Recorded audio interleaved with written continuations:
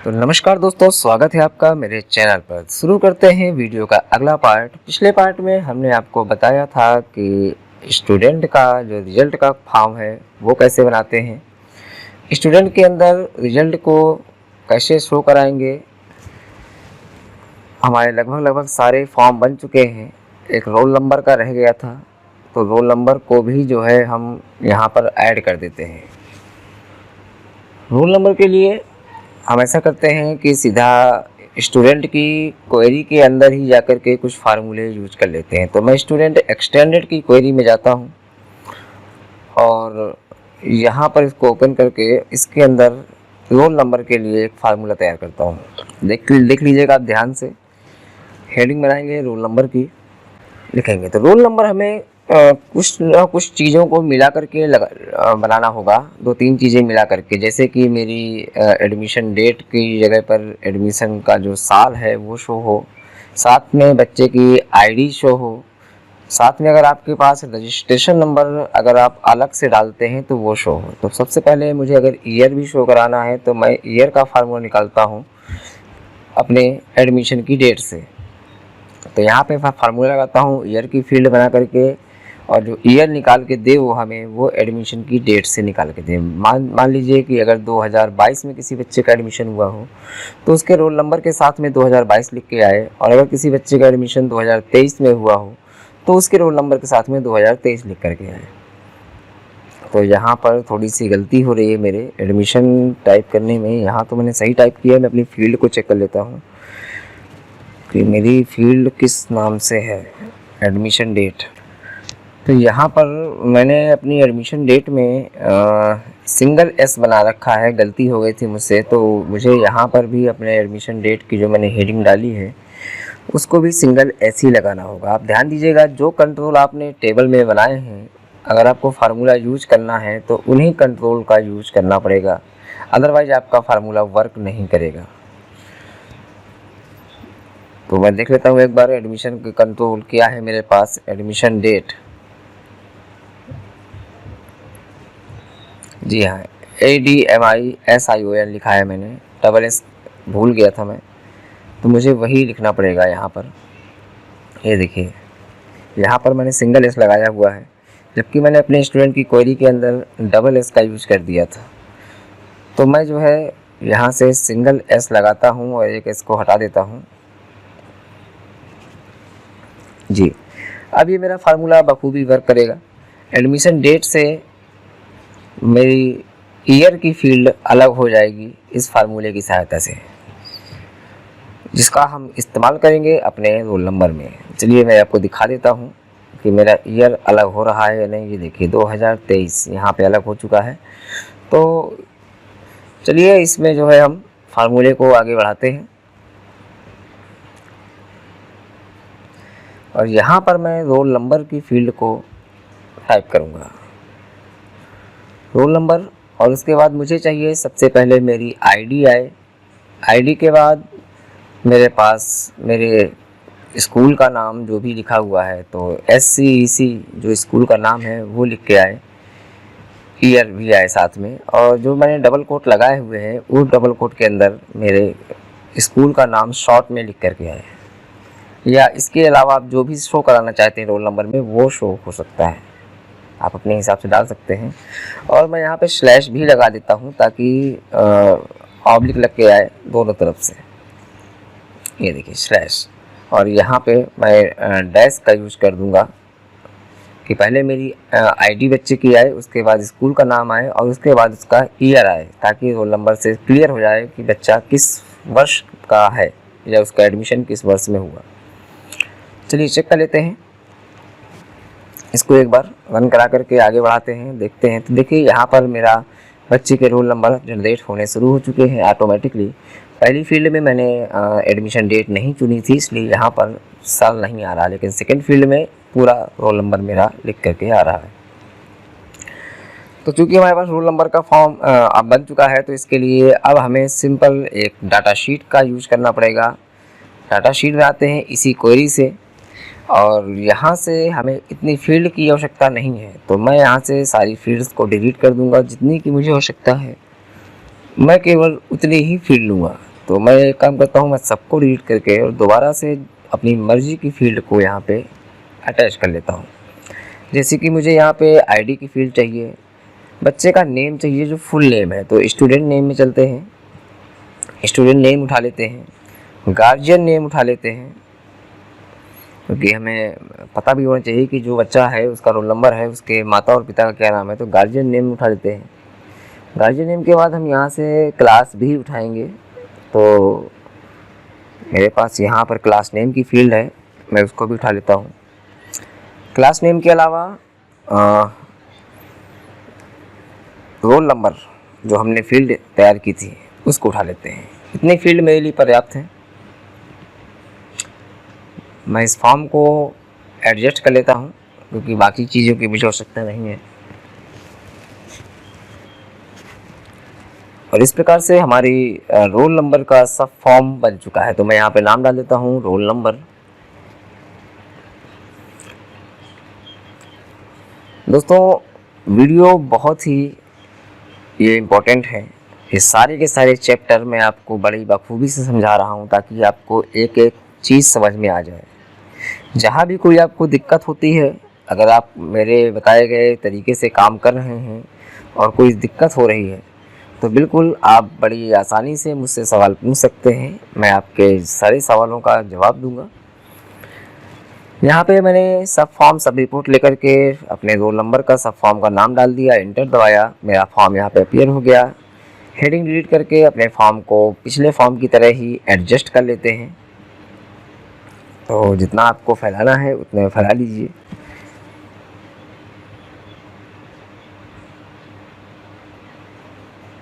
जी, तो यहाँ पर मेरा रोल नंबर को मैं यहाँ पे आईडी टू आईडी भी लिंक करूँगा।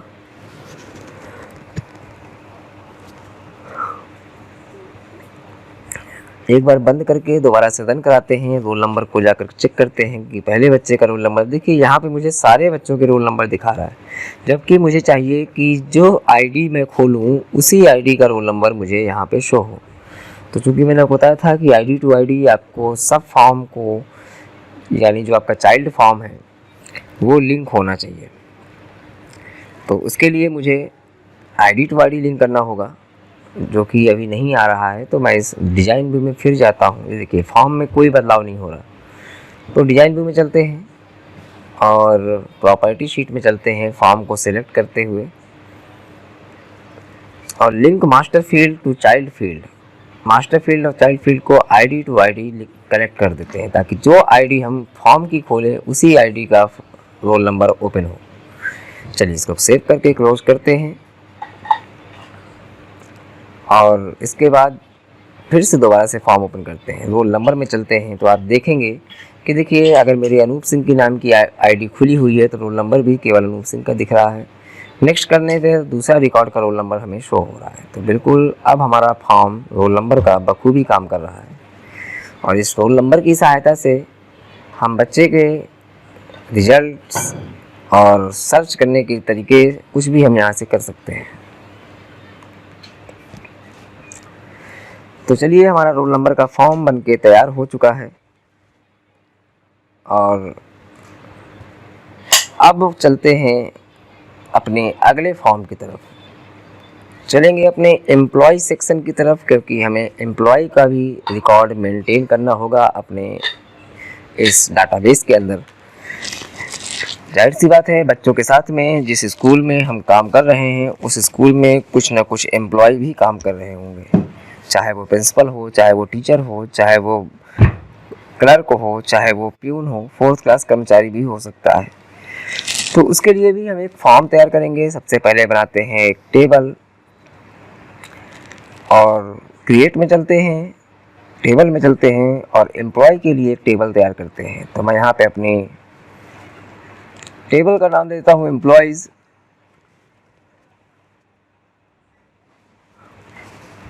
सबसे पहले मुझे चाहिए एम्प्लॉय नेम, फिर उसके फादर का नेम, इसी प्रकार से डेजिग्नेशन किस पद पे वो एम्प्लॉय काम कर रहा है आपके स्कूल में या इंस्टीट्यूट में। इसके अलावा एम्प्लॉय के कॉन्टैक्ट्स वगैरह भी लिखेंगे यहाँ पे हम।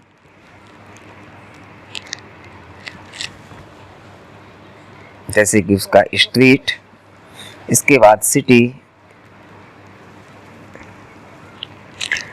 Province ID.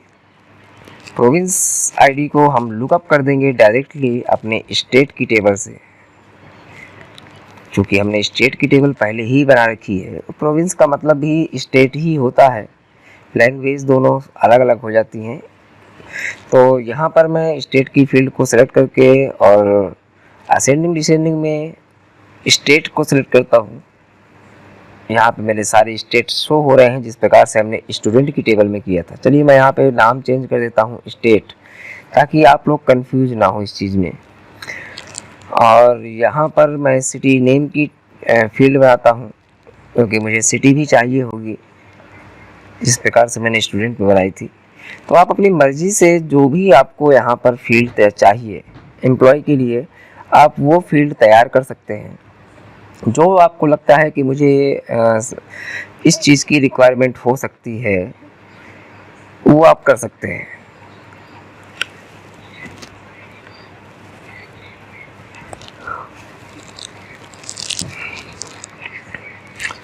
मैं यहाँ पर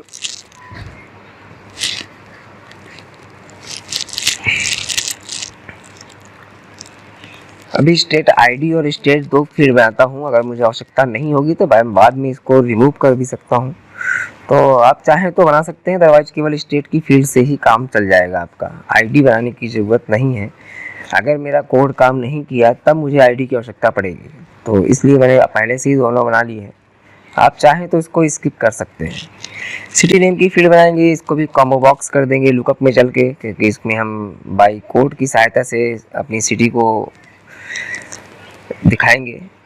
इसके बाद मोबाइल में भी जाएंगे, मोबाइल में इनपुट मास्क लगाएंगे ताकि 10 ही अंक हमारे मोबाइल के इसमें एंटर हो पाए। तो हमने मोबाइल की फील्ड पिछली बार बनाई थी, तो उसी फील्ड को लेकर के और नेक्स्ट करते हुए ऐड कर देंगे ताकि 10 ही नंबर उसमें ऐड हो पाए। आते हैं यहाँ पर ईमेल पे, यहाँ पे ईमेल भी लिख सकते हैं, और एम्प्लॉय की वेबसाइट भी अगर बनी हुई है तो वो भी लिख सकते हैं। साथ ही साथ इमरजेंसी नंबर जी, ताकि अगर एक नंबर नहीं लगता है एम्प्लॉय का तो उसका दूसरा नंबर भी हम कांटेक्ट करने के लिए यूज़ कर पाए। इसके अलावा वेब पेज हो गया, आप यहाँ पे ईमेल भी कर सकते हैं। आधार जो आपकी आईडी होती है, तो उसके लिए भी हम वही 12 डिजिट का इनपुट मास्क लगाएंगे। तो चलिए इसको सेव करके एडिट कर लेते हैं, मोबाइल वाले को एडिट कर लेते हैं। तो एडिट लिस्ट में चलते हैं और यहाँ पे नाम चेंज करके आधार कर देते हैं।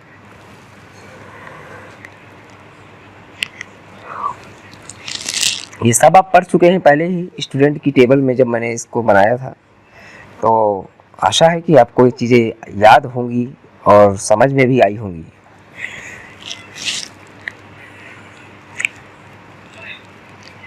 तो मैं फटाफट कर देता हूँ, आप भी देखते जाइए। आपको जिस प्रकार का चाहिए हो वो सिंबल आप ले सकते हैं। आधार के बाद अगली फील्ड हम ऐड करेंगे यहाँ पर बर्थ डेट छूट गई है मेरी ऊपर, तो चलिए यहाँ पे डेट ऑफ बर्थ भी ऐड कर देते हैं। एम्प्लॉय बर्थ डेट को डेट एंड टाइम करेंगे, साथ ही इसमें एक नियम भी लगाएंगे, वैलिडेशन रूल, कि फ्यूचर की डेट ना पढ़ पाए तो less than is equal to date, यानी आज की डेट हो या तो आज से पहले की डेट हो, भविष्य की डेट नहीं होनी चाहिए। अगर ऐसा होता है, कोई गलत तारीख डालता है, तो उसके पास एक मैसेज अपीयर हो जाए कि you have entered an invalid date, यानी आपने एक गलत तारीख का चुनाव किया है। इसी प्रकार से ज्वाइनिंग डेट, तो ज्वाइनिंग डेट को भी हम डेट एंड टाइम लेंगे और सेम फार्मूला यहाँ पे भी अप्लाई करेंगे वैलिडेशन रूल में, और less than is equal to date कि उसकी ज्वाइनिंग हम भविष्य में ना कर पाएँ, या तो बैक डेट में हो या तो फिर करेंट डेट में हो। और वैलिडेशन टेक्स्ट में भी फिर से लिखेंगे वही चीज़ कि you have entered an invalid और फ्यूचर डेट जी। ज्वाइनिंग डेट के बाद स्टेटस कि जो एम्प्लॉय है वो अभी भी हमारे यहाँ वर्क कर रहा है या नहीं कर रहा। तो दो चीज़ें हो सकती हैं, या तो एक्टिव है वो या तो इनएक्टिव है। अगर एक्टिव है तो कोई प्रॉब्लम नहीं है, पर अगर इनएक्टिव है तो उसकी लीविंग डेट क्या होगी। तो चलिए इसको लुकअप में चल के पहले लिमिट टू लिस्ट कर देते हैं और एडिट लिस्ट को नो कर देते हैं, सेव कर देते हैं। सेव करके एक बार रन करा के देखते हैं, चेक करते हैं हमारा फार्मूला काम कर रहा है या नहीं। तो यहाँ पे देखिए आपके पास स्टेटस है जहाँ पर एडिट का ऑप्शन नहीं है, ज्वाइनिंग डेट है, बर्थ डेट है। तो चलिए आते हैं नीचे और लीविंग डेट का भी ऑप्शन चुनेंगे हम। यहाँ पे एम्प्लॉय नेम को हम रिक्वायर कर देते हैं कि एम्प्लॉय नेम के बिना किसी भी एम्प्लॉय का फॉर्म ना भर जाए, और फॉर्मेट में हम रिक्वायर्ड की एक फार्मूला लगा देते हैं ताकि वो चीज़ सामने वाले को दिखाई दे कि वो रिक्वायर्ड है, ज़रूरी है। तो उसका एक सिंपल सा फार्मूला है कि @ और सेमीकोलन लगा करके कलर का नाम लिखेंगे और उसके आगे डबल कोट के अंदर जो भी आपको लिखना हो। तो मैंने लिख दिया रिक्वायर्ड। आप इसको अलग अलग कलर से भी चेक कर सकते हैं। मैंने रेड लिखा है तो आप देख पाएंगे कि यहाँ पे रेड कलर में रिक्वायर्ड लिख करके आ रहा है, और जैसे ही हम इसके अंदर कुछ एंटर करने का प्रयास करते हैं उसका कलर वहाँ से चला जाता है। तो ये सामने वाले व्यक्ति को बताने के लिए काफ़ी है कि जो है उसकी ये फील्ड अनिवार्य है और उसको भरना ज़रूरी है। आप इसको अलग अलग कलर की सहायता से दिखा सकते हैं, आप चाहे तो ब्लू कर सकते हैं। इसी प्रकार से डेजिग्नेशन, मैं डेजिग्नेशन को भी टाइप कर लेता हूँ ताकि मुझे बार बार हाथ से टाइप करने की आवश्यकता ना पड़े। तो चूँकि हमारा स्कूल है तो स्कूल के हिसाब से यहाँ पे एक प्रिंसिपल हो सकता है, एक टीचर हो सकता है, एक क्लर्क हो सकता है, और या तो फिर एक पियून हो सकता है, गेट कीपर भी हो सकता है आपका, या कुछ भी हो सकता है। जो जो आपके यहाँ एप्लीकेबल हो वो आप इसको डाल सकते हैं। फिलहाल मैं इतनी डालता हूँ और उसके बाद नेक्स्ट कर देते हैं। चलिए स्टेटस के बाद अगला लिखते हैं यहाँ पे लीविंग डेट, कि अगर एम्प्लॉई हमारा काम नहीं कर रहा, वर्क नहीं कर रहा है, या उसने हमारे इंस्टीट्यूट को छोड़ दिया है तो उसकी छोड़ने की तारीख क्या है। तो यहाँ भी डेट एंड टाइम लगाएंगे और उसके बाद अटैचमेंट भी ऐड करेंगे। डेट एंड टाइम में भी हम यहाँ पे एक equal to less than date लगाएंगे ताकि हम किसी भी कर्मचारी को पहले से ही अपने इंस्टीट्यूट से बाहर ना कर दिखा पाए। लीविंग डेट हमेशा पीछे की होती है जो बीत चुका होता है, ना कि आगे की।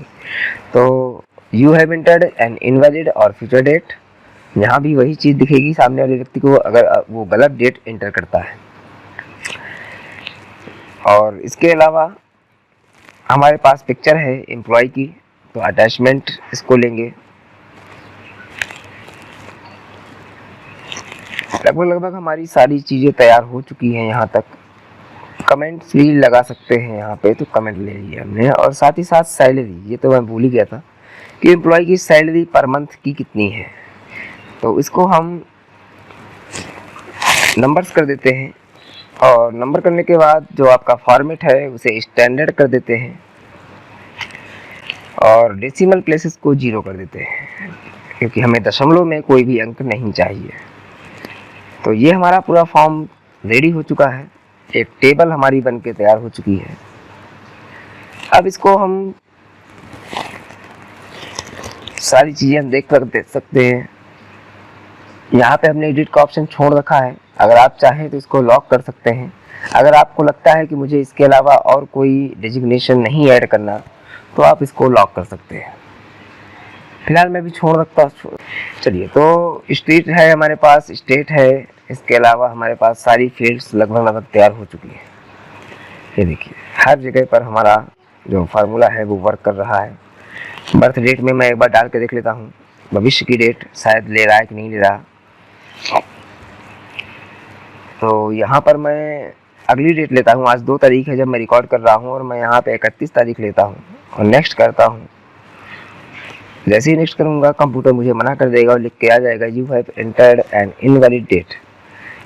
तो ये मेरा फार्मूला वर्क कर रहा है। जैसे ही मैं पीछे की डेट कोई भी ले लेता हूँ और आगे बढ़ाता हूँ तो ये एक्सेप्ट कर ले रहा है, बिल्कुल।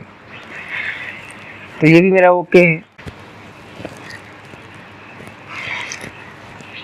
फॉर्म को सेव करते हैं, फॉर्म को क्लोज करते हैं। अब बनाते हैं इसे एम्प्लॉय की टेबल से क्वेरी। तो चलते हैं क्वेरी डिजाइन पर। दोस्तों, आप लोगों को इतनी मेहनत से वीडियो बनाकर हम देते हैं, कम से कम मुझे एक सपोर्ट चाहिए। आपके एक लाइक और एक शेयर से हमें हौसला मिलता है। हम चाहते हैं कि अगर आपको मेरा वीडियो पसंद आता है और जानकारी जो मैं आपको देता हूँ वो अच्छी लगती है तो बिल्कुल लाइक करें, कमेंट करके ज़रूर बताएं, ताकि मैं आपके लिए इस पूरे कोर्स को तैयार कर सकूं। चलिए, तो क्वेरी बनाते हैं, सारी फील्ड ऐड करते हैं और यहाँ पे स्टूडेंट के फॉर्म की तरह ही जैसे हमने स्टूडेंट की क्वेरी में बनाए थे, एड्रेस को हमने एक कर दिया था मिला करके, उसी प्रकार सेम फार्मूला वही लगेगा और आपको स्ट्रीट, सिटी और अपने स्टेट को भी एक ही करना होगा। तो चलिए मैं वो कर देता हूँ।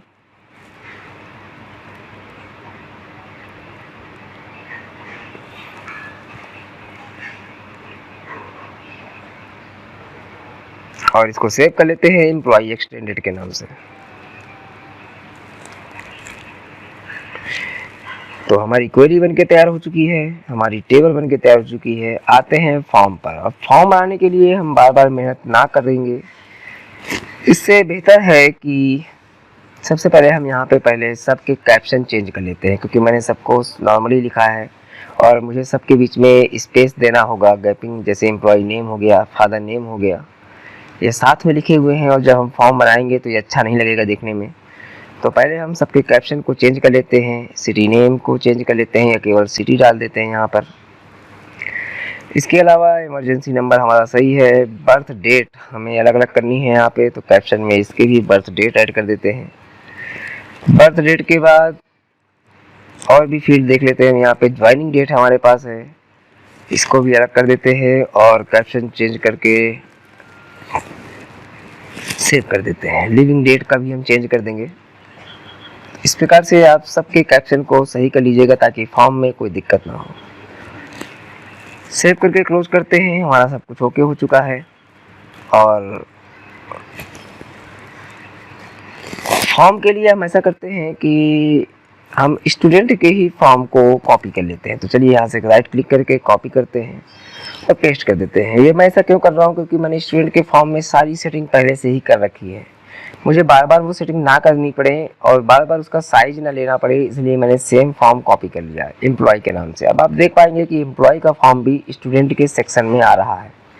ऐसा इसलिए है क्योंकि उसका रिकॉर्ड सोर्स स्टूडेंट एक्सटेंडेड है। तो मुझे यहाँ से एम्प्लॉय एक्सटेंडेड को सेलेक्ट करना होगा और फॉर्म को सेव करते ही ये मेरा जो फॉर्म है वो एम्प्लॉय से हट कर स्टूडेंट से हट करके एम्प्लॉय के सेक्शन में आ जाएगा। लेकिन उसकी सारी फील्ड ख़राब हो चुकी है, क्योंकि एम्प्लॉय के फील्ड में ये सारी फील्ड नहीं हमने दी है। तो मुझे क्या करना है, सिंपली इन सारी फील्डों को डिलीट कर देना है अपने फॉर्म से।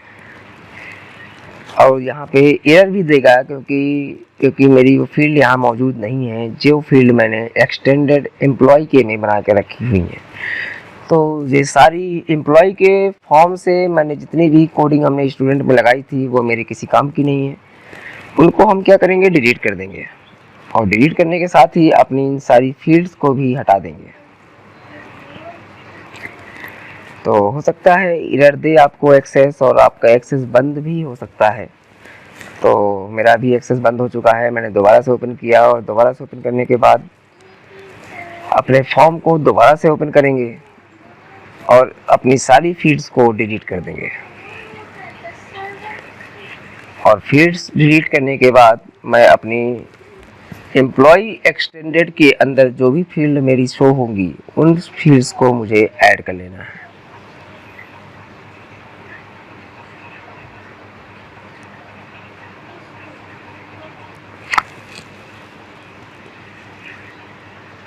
सारे कोड को हटाना पड़ेगा हमें अपने फॉर्म से। मैं Ctrl+A कर दूंगा सिंपली और सारे कोड को हटा दूंगा यहाँ से।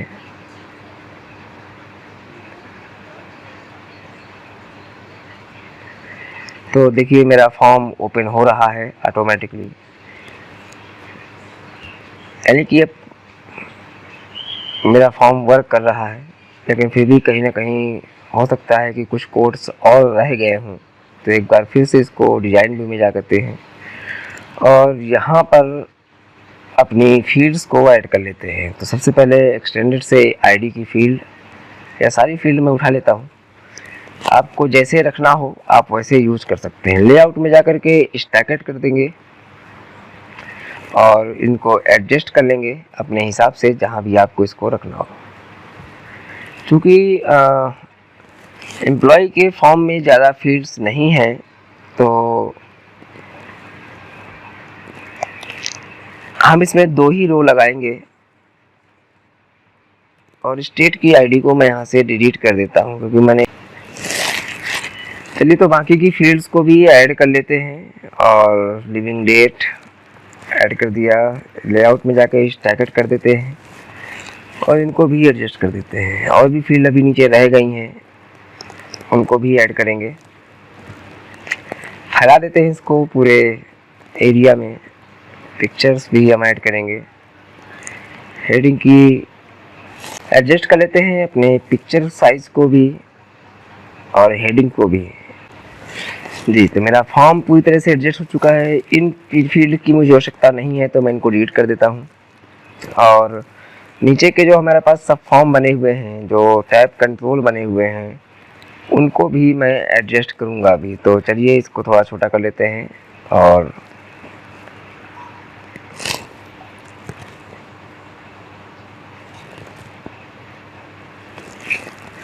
यहाँ से टैब कंट्रोल को भी मैं फैला देता हूँ ताकि पूरे फॉर्म में मेरा वो दिखाई दे।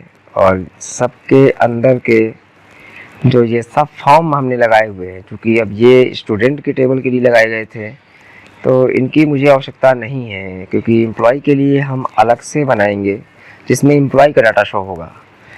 तो मैं केवल टैब के नाम चेंज कर लेता हूँ कि मुझे एक सैलरी की टैब चाहिए होगी एम्प्लॉय के लिए। इसी प्रकार से मुझे एक टैब चाहिए होगी एकेडमिक क्वालिफिकेशन की। दूसरी टैब चाहिए मुझे एकेडमिक की, ताकि हम एम्प्लॉय के एकेडमिक रिकॉर्ड को भी मेंटेन कर सके। जब वो कोई हमारे यहाँ नौकरी करता है तो हमें उसके डॉक्यूमेंट की, उसकी एजुकेशन कितनी है, कहाँ तक उसने पढ़ाई की है, उसको भी हम रिकॉर्ड में रख सकें। तो एकेडमिक क्वालिफिकेशन। इसके अलावा जो मुझे तीसरी टाइप चाहिए वो चाहिए प्रोफेशनल क्वालिफिकेशन, कि उसने कोई डिग्री, कोई डिप्लोमा, कोई अलग से कुछ ऐसा काम किया है, टेक्निकल नॉलेज है उसके पास, तो उसकी इंफॉर्मेशन हम प्रोफेशनल में करेंगे। जी, तो ये मुझे केवल 3 ही टैब चाहिए एम्प्लॉय के लिए। उसके अलावा मुझे टैब नहीं चाहिए, तो मैं बाकी टैब्स को सिंपली राइट क्लिक करके डिलीट कर देता हूँ। और इसी प्रकार से रिजल्ट की टैब को भी मैं डिलीट करता हूँ। सॉरी, इंसर्ट हो गया, डिलीट कर देता हूँ। इसी प्रकार से अटेंडेंस की टैब को भी डिलीट कर देता हूँ। और केवल मुझे 3 टैब ही चाहिए थी, तो मैंने इन तीनों टैबों को ही रखूँगा। और बाकी सब जगह से मैं जो भी इसके अंदर सब फॉर्म थे उनको भी मैंने हटा दिया है, ताकि क्योंकि मुझे सैलरी, एकेडमिक और प्रोफेशनल तीनों के सब फॉर्म दोबारा बनाने पड़ेंगे। तो चलिए अपने फॉर्म को आगे बढ़ाते हैं और इसमें सेव करके एक बार इसको रन भी करा के देखेंगे। ओपन करते हैं अपने एम्प्लॉय के फॉर्म को, दोबारा से चेक करते हैं। तो अभी भी कुछ कोडिंग इसमें रह गई हैं, तो मैं सिंपली Ctrl+A दबा करके भी इसको डिलीट कर देता हूँ या सारा सेलेक्ट कर लेता हूँ एक बार में। जी, Ctrl+A दबा के डिलीट कर देता हूँ। मेरा फॉर्म ओपन हो चुका है। देखिए एकेडमिक क्वालिफिकेशन, सैलरी इन्फो और प्रोफेशनल क्वालिफिकेशन की टैब शो हो रही हैं, लेकिन अभी भी इसके अंदर जो फॉर्म लगा हुआ है वो स्टूडेंट का लगा हुआ है।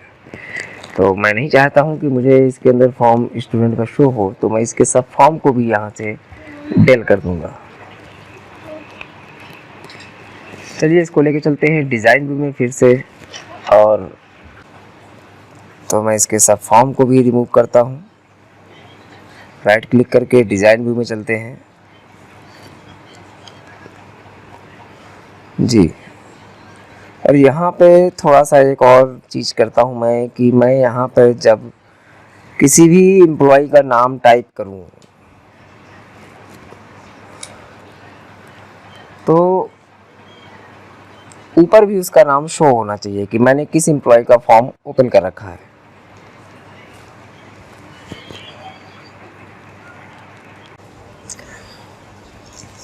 तो ये मैंने फार्मूला लगा दिया है लेबल लेकर के, और यहाँ पर मेरा फार्मूला वर्क नहीं कर रहा है, तो मैं परेशान हूँ। तो इसके लिए मुझे समझ में नहीं आ रहा कि ये वर्क क्यों नहीं कर रहा है, क्योंकि मेरा फार्मूला बिल्कुल एक्यूरेट है, यही फार्मूला लगेगा। एक बार फिर से मैं इसको रन कराता हूँ, चेक करता हूँ। तो नहीं, यहाँ पे तो सिंपल फार्मूला दिख रहा है। सॉरी, मैं यहाँ पर कुछ गड़बड़ कर रहा हूँ शायद, कि मुझे सॉरी, मैंने ध्यान नहीं दिया। मुझे यहाँ पर लेबल नहीं लेना था, मैंने यहाँ पे लेबल ले लिया था। मुझे यहाँ पर टेक्स्ट बॉक्स का यूज़ करना था जी। तो मैंने यहाँ पर टेक्स्ट बॉक्स लिया और टेक्स्ट बॉक्स के अंदर उसी फार्मूले को कॉपी पेस्ट किया, और देखिए यहाँ पे मेरा अनटाइटल्ड शो होने लगा। जी हाँ दोस्तों, तो आप टेक्स्ट बॉक्स लेकर के उसी फार्मूले का यूज़ करिए, और टेक्स्ट बॉक्स की जो हेडिंग्स हैं उसको आप रिमूव कर सकते हैं। जो हेडिंग है उसको आप डिलीट कर सकते हैं, वो हमें केवल इसका जो मेन हिस्सा है वो चाहिए। तो इसको हम साइज़ में थोड़ा सा इंक्रीज़ कर देते हैं, ताकि हमें जो एम्प्लॉय का नाम जो हम टाइप करें वो हमें बड़ा बड़ा दिखे। तो इसका साइज़ इंक्रीज़ करते हैं, 20 नंबर पे कर देते हैं, बोल्ड कर देते हैं, और कलर इसका वाइट कर देते हैं। एक बार रन करा के देखते हैं तो आप देख पाएंगे कि यहाँ पे अनटाइटल्ड लिख के आ रहा है। तो चलिए यहाँ पर इसको जो है कलर इसका वाइट करते हैं, और इसको सेव कर देते हैं।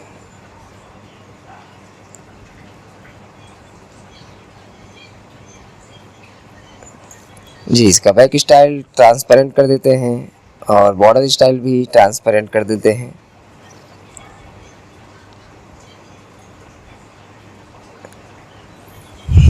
इसका फॉन्ट कलर वाइट कर देते हैं, जिसकी सहायता से आपको ज़्यादा बेहतर तरीके से वो शो होगा। इसको इनेबल्ड को नो कर देते हैं, और लॉक्ड को यस करते हुए करेंगे तो देखिए हमारा यहाँ पे अनटाइटल्ड शो हो रहा है। और जैसे ही मैं किसी भी एम्प्लॉय का नाम यहाँ पे टाइप करूँगा, जैसे मान लीजिए मैं अपना नाम ही टाइप कर देता हूँ, तो वो नाम मुझे ऊपर शो होगा कि मैंने किस एम्प्लॉय का फॉर्म खोल रखा है।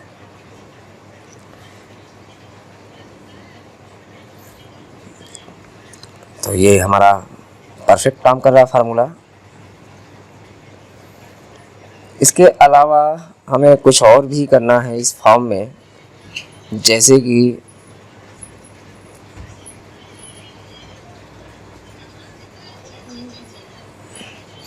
ये सब फॉर्म मैं यहाँ से रिमूव कर देता हूँ, क्योंकि मुझे सब फॉर्म दोबारा से बनाने होंगे सारे, तो इनकी मुझे आवश्यकता नहीं है। इनका इस्तेमाल मैं पहले ही जो है स्टूडेंट के टेबल फॉर्म पे कर चुका हूँ। तो चलिए सेव करके रन कराते हैं, इसको फिर से एक बार चेक करते हैं। जी, तो ये देखिए मेरा फॉर्म बिल्कुल वर्क कर रहा है, अच्छे से वर्क कर रहा है। और अब सिर्फ और सिर्फ कमी रह गई कि मुझे इसकी कोडिंग करनी है थोड़ी बहुत। मैं कोड लगाता हूँ अपनी स्टेट पर, क्योंकि जब मैं स्टेट का नेम सेलेक्ट करूँ तो मेरे पास जो है उसकी सिटी मेरी सिटी के कॉलम में शो। तो यहाँ पर मैंने स्टेट की टेबल के अंदर ये कोड लगा दिया है, स्टेट की फील्ड के अंदर, कि me dot city dot source dot is equal to select करें सिटी को। कहाँ से सेलेक्ट करें? सिटी की टेबल से, जहाँ पर मौजूद स्टेट की आईडी बराबर हो मेरे स्टेट की आईडी से। और अब जो है मैं इसको रन करा के चेक कर लेता हूँ एक बार कि ये वर्क कर रहा है या नहीं कर रहा। तो देखिए अगर मैं यहाँ से सेलेक्ट करता हूँ उत्तर प्रदेश, तो नीचे मेरे सारे शो होने लगते हैं। जी हाँ, ये बिल्कुल मेरा बखूबी वर्क कर रहा है, कोई दिक्कत नहीं है इसमें मेरे फार्मूले में। तो चलिए इसी प्रकार से एक और लगाते हैं स्टेटस में, कि जब हमारा एम्प्लॉय एक्टिव हो तो लिविंग डेट लॉक हो जाए, और जब एम्प्लॉय इनएक्टिव हो तो लिविंग डेट ओपन हो जाए। तो लगाते हैं स्टेटस की फील्ड में आफ्टर अपडेट कोड बिल्डर, और कोड बिल्डर में जाकर के यहाँ पर लगाते हैं कि if me dot status dot value is equal to active. Same formula आपको लगेगा जो आपने स्टूडेंट की फॉर्म के अंदर स्टेटस में लगाया था स्टूडेंट के लिए, वही चीज़ आपकी यहाँ भी लगेगी। मैंने आपको पहले भी बताया था कि जो आपका फार्मूला है वो वही रहता है, बस कंडीशन बदलती हैं, तो आपको उसी हिसाब से अपने फार्मूले को थोड़ा सा मॉडिफाई कर लेना है।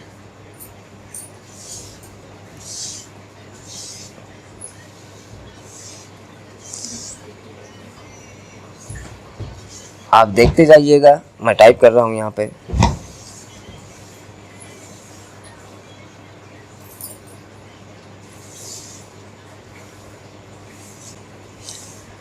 कि यदि मेरे स्टेटस की वैल्यू एक्टिव हो तो मेरे लिविंग डेट खुल जाए, sorry living date enable dot false, यानी लिविंग डेट बंद हो जाए और साथ में उसके अंदर जो भी लिखा हुआ हो वो खाली हो जाए, उसकी वैल्यू नल हो जाए। और इसी प्रकार से अदरवाइज़ मेरा जो स्टेटस की वैल्यू अगर इनएक्टिव आती है तो मेरा जो लिविंग डेट का ऑप्शन है वो ओपन हो जाए, इनेबल हो जाए, ट्रू हो जाए। इनएक्टिव देन तो ये ले नहीं रहा है क्योंकि मैंने आगे इफ़ नहीं लगाया यहाँ पे। इफ़ का इस्तेमाल करें, भूले नहीं, क्योंकि आप अगर इस पर ध्यान नहीं देंगे तो आप परेशान हो सकते हैं। तो me dot living date dot enabled is equal to true, और इसके साथ ही एंड एफ का यूज़ करेंगे 2 बार, क्योंकि हमने 2 बार इफ़ का यूज़ किया है। सेव करेंगे, क्लोज करेंगे और चेक कराएंगे अपने फॉर्म को कि ये कोड हमारा वर्क कर रहा है या नहीं कर रहा। चलिए रन कराते हैं और यहाँ से स्टेटस को चेंज करते हैं एक्टिव में। तो देखिए हमारा लिविंग डेट लॉक हो चुकी है। अब इसी प्रकार से हम इनएक्टिव कर देते हैं।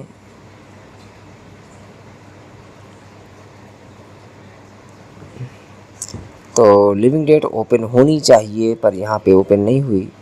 चेक कर लेते हैं अपने फार्मूले को एक बार कि कहाँ गड़बड़ हो रही है। तो इनएक्टिव में शायद मैंने स्पेस दे दिया है। इसको बैक करके दोबारा से रन कराते हैं और फिर से एक्टिव तो लॉक है, इनएक्टिव तो भी लॉक है, जिसको ओपन होना चाहिए। देखिए मैंने यहाँ पे स्मॉल में लिखा हुआ सारा का सारा, और मैंने शायद कोड के अंदर ए कैपिटल बना दिया है।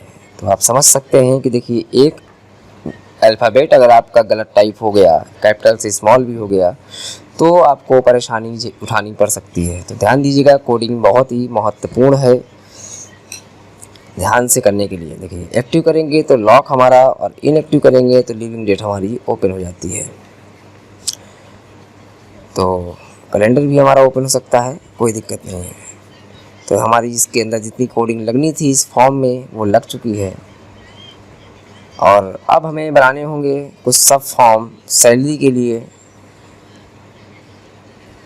सैलरी इन्फो के लिए, एकेडमिक क्वालिफ़िकेशन के लिए और प्रोफेशनल क्वालिफ़िकेशन के लिए, तीनों के लिए। तो चलिए बना लेते हैं सबसे पहला टेबल सैलरी इन्फो की।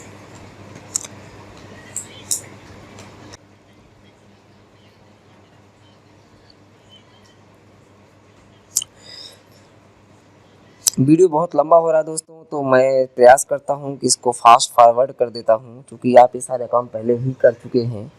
तो मैं जल्दी जल्दी टेबल का निर्माण कर देता हूं। जो फील्ड मैं बना रहा हूं मैं आपको दिखा दूंगा ताकि आप भी वो फील्ड बना लें। तो मैं एक टेबल लेता हूं जिसकी प्राइमरी की को सबसे पहले हटा देंगे और उसके बाद फिर अपनी फील्ड का निर्माण करेंगे। तो मुझे सैलरी के लिए चाहिए, सॉरी एकेडमिक के लिए चाहिए। तो एकेडमिक के लिए मैं यहाँ पर डिग्री नेम तो लुकअप कर दूंगा जो भी डिग्री आपको एकेडमिक में लगती है। जैसे सबसे लोएस्ट डिग्री जो आपकी होती है वो मिडिल होती है, कक्षा 8, और इसके बाद हाई स्कूल हो गया आपका। इसके बाद फिर आप इंटरमीडिएट कर सकते हैं, ग्रेजुएट कर सकते हैं और पोस्ट ग्रेजुएट भी कर सकते हैं।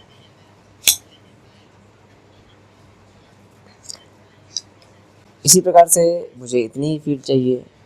आप इसके अलावा और भी फील्ड्स को ऐड कर सकते हैं। मैं यहाँ पे अदर कर देता हूँ, हो सकता है कोई और क्वालिफिकेशन हो उसके पास।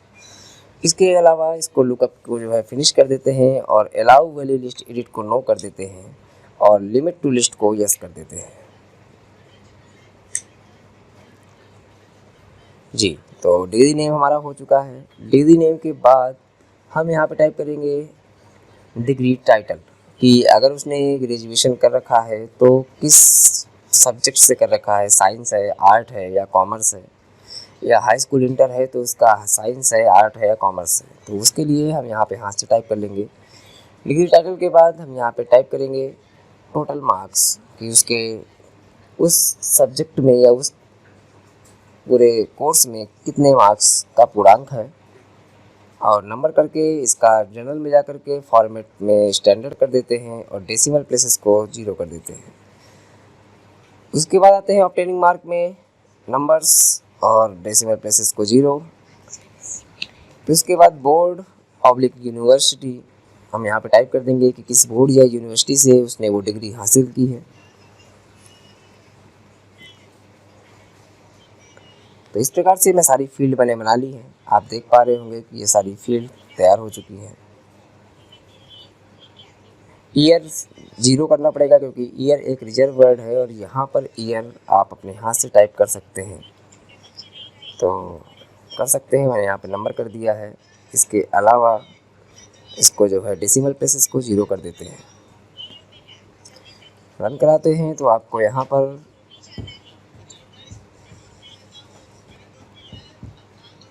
हमारा फॉर्म लगभग तैयार हो चुका है।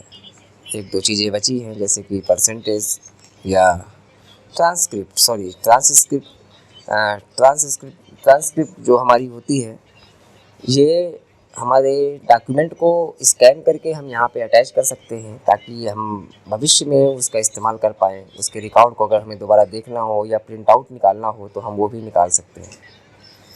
तो इसको हम अटैचमेंट करके क्लोज कर देते हैं। ये हमारा फॉर्म टेबल तैयार हो चुकी है एकेडमिक की। इसी टेबल से बनाएंगे क्वेरी। तो क्वेरी डिजाइन में चलते हैं, एकेडमिक की टेबल को ऐड कर लेते हैं और स्टार की फील्ड पर डबल क्लिक करके ऐड करके यहाँ पर एक परसेंटेज की भी फील्ड बनाते हैं कि जब वो अपने ऑब्टेनिंग मार्क और टोटल मार्क्स लिखे तो उसके उस सब्जेक्ट में या उस डिग्री के टोटल परसेंटेज निकाल के हमें दे दे। तो यहाँ पे हो जाएगा आपका obtain mark divide by total marks into 100। तो आपको यहाँ पे फील्ड का ध्यान रखना है। ख़ास तौर पे जो भी फील्ड आप यहाँ पे टाइप करें वो फील्ड आपकी एकेडमिक की टेबल से मैच होनी चाहिए, ठीक है। इनटू 100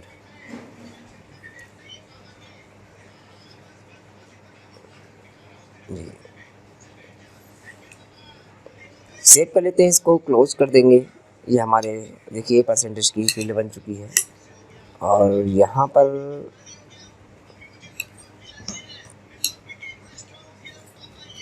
इसके अंदर हम यहाँ पे फॉर्मेट में जाकर के नंबर कर देते हैं, स्टैंडर्ड कर देते हैं, सॉरी फॉर्मेट में स्टैंडर्ड और डेसिमल प्लेसेस में 2 कर देते हैं ताकि दशमलव के बाद अगर हमारा परसेंटेज आता है तो 2 अंक तक दिखाए।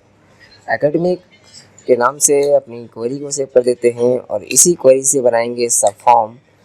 तो सब फॉर्म बनाने के लिए सिंपली आप क्वेरी को सेलेक्ट करिए, क्रिएट में जाकर के मोड फॉर्म में डाटा शीट में जाइए और यहाँ से डिज़ाइन व्यू में ले जा कर के आईडी की फील्ड को रिमूव कर देंगे क्योंकि उसकी हमें आवश्यकता नहीं है, और बाकी चीज़ों को हम एडजस्ट करके छोटा कर देंगे। साथ ही साथ इसमें टोटल का भी फार्मूला लगा देंगे।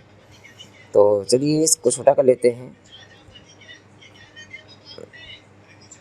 जी। टोटल का फार्मूला भी यूज करेंगे इसको रन करा करके ताकि टोटल भी हमारे होते रहें जी। चलिए हमारा सब फॉर्म भी क्रिएट हो चुका है। तो यहाँ पे एकेडमिक सब फॉर्म के नाम से इसको सेव कर देते हैं और इस सब फॉर्म को लगा देते हैं अपने एम्प्लॉय की टेबल के अंदर। चलिए तो मैं इसको क्लोज कर देता हूँ।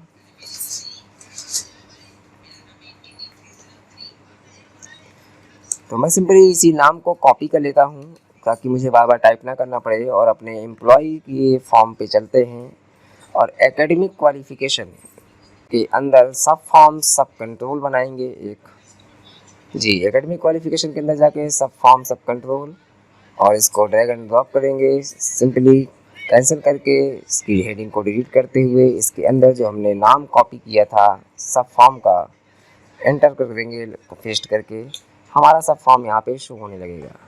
इस सब फॉर्म को हम फैला देंगे अपने पूरे फॉर्म के अंदर जितनी हमारे पास स्पेस है, ताकि सारा स्पेस हमारे फॉर्म का कवर हो जाए, और सेव करके क्लोज करेंगे। चलिए रन करा के चेक कर लेते हैं एकेडमिक क्वालिफिकेशन। तो आप देख पा रहे होंगे कि यहाँ पे आपका degree name, degree title, total marks, obtain marks, board, university, year, transcript और परसेंटेज। तो इसको हम एडजस्ट कर लेते हैं, किसको आगे रखना है आपको, किसको बाद में रखना है। इसका एडजस्टमेंट आप अपने सब फॉर्म में जाके कर सकते हैं। चलिए तो मैं आपको सब फॉर्म में जाके करके दिखा भी देता हूँ।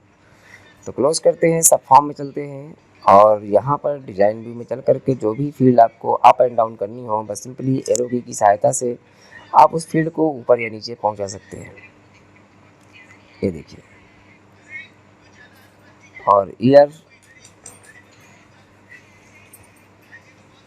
और यहाँ पर परसेंटेज को ऊपर कर देते हैं। सेव करके दोबारा से अपने एम्प्लॉय के फॉर्म में चलते हैं, तो आप देखेंगे कि आपका यहाँ पर बिल्कुल सही से हो रहा है। बाकी आप जो है अपने हिसाब से एडजस्ट कर सकते हैं। दोस्तों, आज का वीडियो केवल यहीं तक है। अगला चैप्टर मैं जल्द ही लेके आऊँगा। तब तक के लिए आप मुझे बताएं कि आपको मेरा ये वीडियो कैसा लगा, जानकारी अच्छी कैसी लगी, और आपको इस फॉर्म को बनाने में अगर कोई कठिनाई है तो बिल्कुल मुझे बताएं। कोई पार्ट अगर मिस हो चुका है मेरा, आपको नहीं समझ में आ रहा है कि उस पार्ट को कैसे कंप्लीट करें, तो बिल्कुल आप इसको मुझे बता सकते हैं, ताकि मैं आपकी पूरी सहायता कर पाऊँ। तब तक के लिए